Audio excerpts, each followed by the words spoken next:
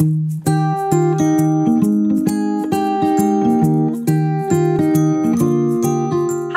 Maverick Monday again. Maverick Monday episodes are all about graphic novels and comic books. The Texas Library Association Maverick Graphic Novel List is a list compiled by Texas librarians that is all about great graphic novels. It's to help libraries build their graphic novel collections, since not everybody likes to read graphic novels, which I don't understand. Like, what's wrong with you? So today I'm going to talk about El Deafo by CeCe Bell. This one, it was very, very exciting. It won the Newbery Honor, and it's the first time a graphic novel has won the Newbery Honor. Everyone who likes graphic novels and comics, were really, really excited. So El Deafo is a autobiographical graphic novel by CeCe Bell, who grew up. She identifies as moderate to profoundly deaf. She had meningitis when she was 4, and one of the side effects when she was recovering is that she went deaf. The book follows her childhood from when she first gets sick and loses her hearing to going through diagnosing the amount of her hearing loss and getting hearing aids to help her cope with that. She talks about how she can hear things now, but that doesn't mean she can always understand them. So she learns how to lip read in a special class when she's in the kindergarten or first grade with other deaf students. And it just goes through like her childhood up to about the 4th or 5th grade and the things that she deals with every day. And she really loves television, but she can't understand what people are saying on TV very much. She can hear things, but the sounds are unintelligible, which I thought was really interesting. And she talked about how it's really hard to lip read on TV. And if you've watched a TV show without the sound, yeah, there's people with their backs to you, or they're too far away, or, it's like a voiceover. So that was really interesting. And she runs into some of the same issues that everybody runs into when they're making friends. Like, you like a lot of qualities about a person, but then other qualities don't mesh well with you. But she has some extra hurdles because one of the things is she's looking for someone who accepts her deafness and doesn't make a big deal out of it. So sometimes a friend has no problem with her being deaf, but they're not ideal in other ways. They're pushy or they're bossy and they don't let her do what she likes, or they don't put her down, but they talk about themselves too much, or they're really nice and they're funny and everything, but they treat her like she's dumb because she can't hear. So it's really hard for her to find a happy medium between those things. I really, really like the art in the book. It is autobiographical, but CeCe Bell draws herself and all the other characters as bunny rabbits, which is really, really adorable. And now I just imagine that she thinks of herself and everybody around her as a bunny.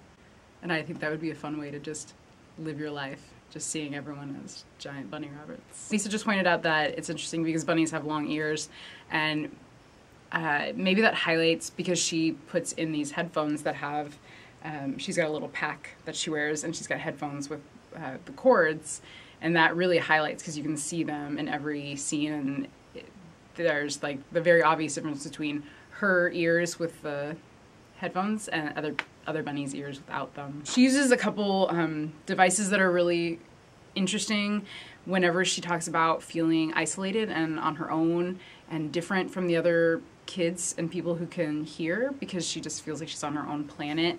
She draws herself in a bubble of loneliness, which looks a lot like a hamster ball, and then she like is going around her life in this hamster ball. And then when she's pulled out of it to, like, people are including her in things, or she finds a way to pop it herself, it just pops, or she climbs out and she's back in the real world. It's really cool. The reason the book is called El Deafo is because her the hearing aid that she wears to school, the teachers get a microphone to wear around their necks, and it magnifies their voices so she can hear it straight to her hearing aids.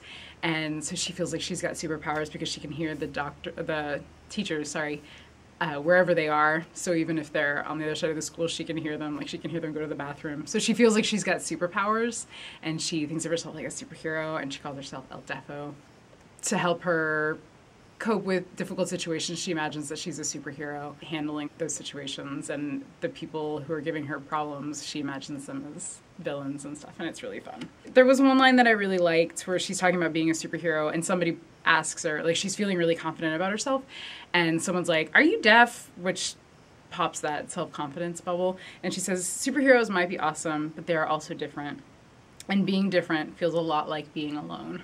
And then she crawls into her bubble of loneliness. I thought it was interesting from like an across-the-board self-confidence thing. Like, you can have, throughout a day, have moments where you're feeling really great about yourself and your self-confidence is at a high, and then all of a sudden someone will say something, or you'll perceive that someone said something, and then it goes down. And it's this cycle that happens all the time.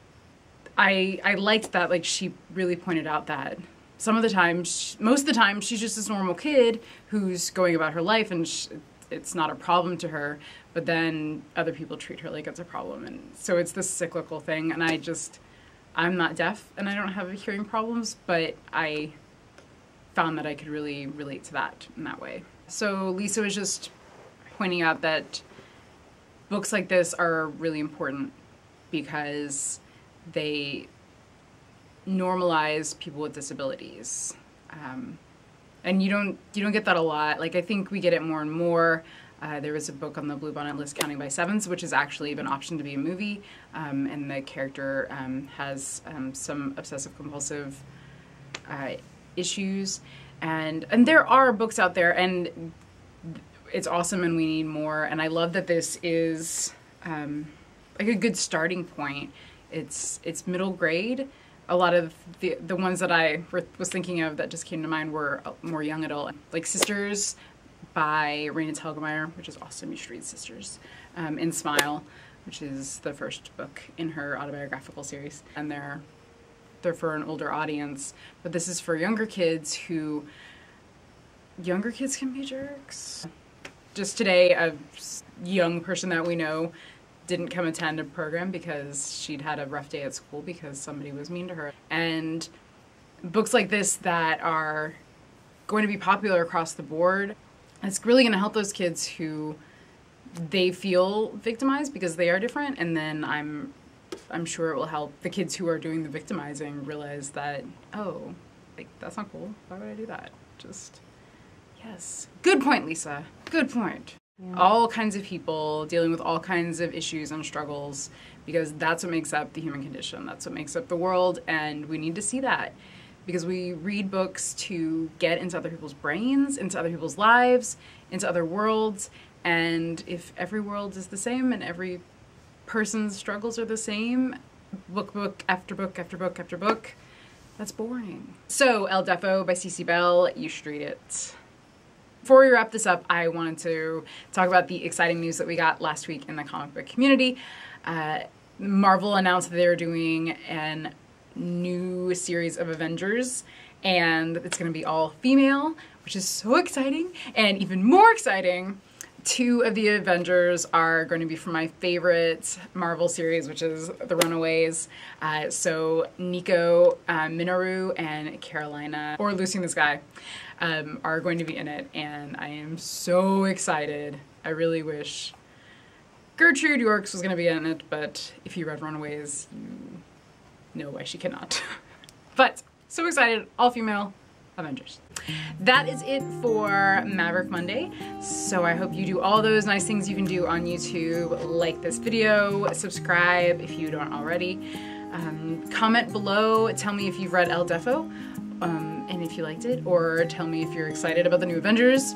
Follow me on Twitter at FriendswoodYA. You can follow me on Tumblr at Reading Rainbow Hair, and I'll see you next week.